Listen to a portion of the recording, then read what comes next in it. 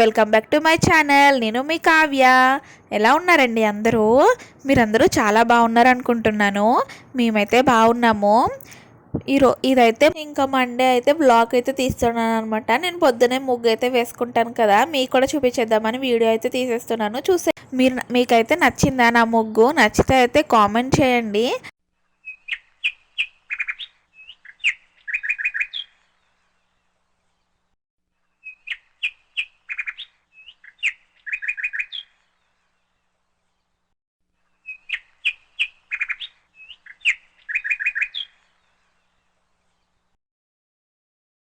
ఇంకా మా తులసమ్మ దగ్గర కూడా నేనైతే ఇలా చిన్న ముగ్గు అయితే పెట్టేసుకుంటానండి.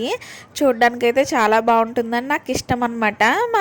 చిన్నప్పటి నుంచి మా అమ్మ వాళ్ళ ఇంటి దగ్గర కూడా అంతే. ఇంకా మళ్ళీ పెడుతుంది, నాకు అట్లే అలవాటు అయిపోయింది. ఇంకా ఫ్రెష్ అయిపోయాక ఇంకా వంట టిఫిన్ అన్నీ చేసేసుకోవాలి కదా. ఈరోజు అయితే బెండకాయ ఫ్రై, టమాటా చారు అయితే చేస్తున్నాను. బెండకాయలు అనేవి నేను కడిగేసుకున్నాక ఈ విధంగా కొంచెం అదే గుడ్డ పెట్టుకొని తుడుచుకుంటాను అనమాట. ఎందుకంటే జిగురు అనేది రాదు.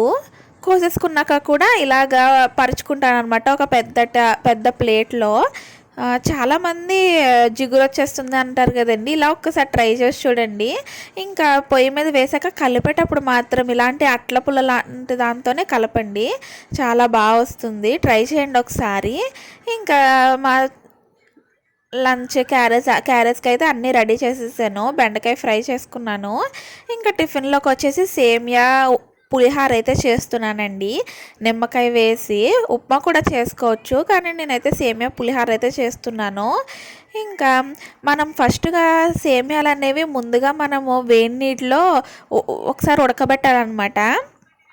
అది మనం ఉప్మా చేసుకున్నా సరే, సేమియా చేసుకున్నా సరే అలా చేసుకుంటే చాలా బాగా వస్తుందండి, పొడి పొడిగా.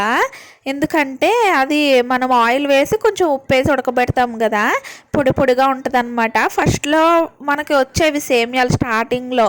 అదే స్టార్టింగ్ అప్పుడైతే అసలు ముద్దలా అయిపోయి తినలేకపోయే వాళ్ళం కదా. ఇలా ఒకసారి ట్రై చేయండి. ఇంకా వేడి తగ్గిపోయాక అయితే నిమ్మకాయ అయితే పిండేస్తున్నాను. టేస్ట్ అయితే చాలా బాగుంటుందండి. సేమియా ఉప్మా కన్నా సేమియా పులిహార టేస్ట్ అయితే బాగుంటుంది. మీరు సేమియా పులిహార చేసుకుంటారా, సేమియా ఉప్మా చేసుకుంటారా? మీకు ఏ టేస్ట్ ఇష్టమో? నాకైతే సేమియా పులిహార అంటే ఇష్టము. ఇంకా మా హస్బెండ్కి క్యారేజ్ అయితే సర్దేస్తున్నాను. ఇంకా రైస్, కర్రీ, రసము ఇవన్నీ పెట్టేస్తున్నాను. పొద్దున్నే క్యారేజ్ టిఫిన్ ఉంటే పొద్దున్నే 10 కల్లా నాకు పని అంతా అయిపోతుందండి. ఇంకా తర్వాత అయితే మిషన్ వర్క్కి అయితే వెళ్ళిపోతాను. మా పాప లేచాక మా పాపకైతే తినిపించేసిన తర్వాతనే మిషన్ వర్క్ చేసుకుంటానండి. తనకి చూసిన తర్వాతనే నేనైతే నా పని అనేది చేసుకుంటాను. ఫస్ట్ పిల్లలే కదండి. ఫస్ట్ హస్బెండ్ అయితే ఇలా అన్నీ పెట్టేసి ఆయన అయితే ఆఫీస్కి వెళ్ళిపోతారనమాట. టీ, కాఫీ ఏది ఇష్టమైతే అది పెట్టేసి ఇచ్చేస్తాను. ఇంకా మా లంచ్ బాక్స్ అయితే ఈ విధంగా రెడీ అయిపోయింది. ఇంకా మా పాపను రెడీ చేసి అన్నీ తినిపించేసి అన్నీ ఇచ్చేసాక తనైతే ఆడుకుంటుందన్నమాట. ఇంకా నా పని అయితే నేను కంప్లీట్ చేసేసుకుందామని 4 శారీస్ అయితే వచ్చాయన్నమాట జిగ్జాగ్ ఫాల్కి. ఇంకా అవైతే మీకు చూపించేద్దాం, అసలు ఎలా వేసుకుంటాను అనేది చూపించేస్తున్నాను. ముందుగా మిషన్ వైరింగ్ అనేది మనం చూపించాను కదా, ఇంకా ఆ విధంగా మనం ఫిక్స్ చేసేసుకోవాలి. తర్వాత సెట్టింగ్ అనేది ఈ అనే సెట్టింగ్లో పెట్టుకొని నెంబర్ అనేది 6లో పెట్టుకోవాలండి. అప్పుడే మనకి జిగ్జాగ్ అనేది పర్ఫెక్ట్గా వస్తుంది అనమాట. ఇంకా వన్ సైడ్ అయితే వేసేసుకున్నాను. ఇంకా సెకండ్ సైడ్ అయితే కట్ చేయడం మర్చిపోయాను అనమాట. ఇంకైతే అదే కట్ చేసుకుంటున్నాను. మనం ఇంటి దగ్గర ఉన్నప్పుడు ఇలాంటి ఏమైనా చిన్న మిషన్ ఉంటే ఫాల్స్ ఎవరైనా ఖచ్చితంగా వేయించుకుంటారండి.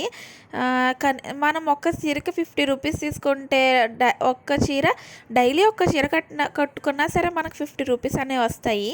సంపాదన గురించి కాదు, ఇంట్లో టైంపాస్ అంతే. కొంతమంది టైంపాస్ అవ్వట్లేదు, నాకు ఏదోలా ఉంది అనుకుంటారు కదా, వాళ్ళకైతే చిన్న టిప్ అనమాట. ఏమన్నా వర్క్ ఉండే బాగుంటుంది అనుకుంటారు కదా, కానీ బయటికి వెళ్ళి చేయలేము అనుకుంటారు కదా, అలాంటి వాళ్ళు ఇలాంటి చిన్న మిషన్ తీసుకొని ఎవరైనా పీకో ఫాల్ వేస్తానని బయట బోర్డులా పెట్టుకోండి. ఇంకా అలా పెట్టుకుంటే రోజుకు ఒక్క శారీ వేసుకున్నా చాలు, పోనీ 2 శారీస్ వేసుకున్నా చాలు, 100 రూపీస్ వస్తాయి. అది మనము ఎలా ఉపయోగిస్తామో, పెద్ద సంపాదన కాదు కదా అనుకుంటే చాలా కష్టం. ఎందుకంటే ఆ 10 రూపాయలతో మనము కూరగాయలు వస్తాయి కదా మన వీధిలోకి, పొద్దున్నే ఆకుకూరలు వస్తాయి, లేకుంటే కొత్తిమీర అయిపోతుంది, కొత్తిమీర తీసుకోవాలి, అలాంటివి ఏమన్నా తీసుకోవచ్చండి. చాలా ఉపయోగపడుతుంది.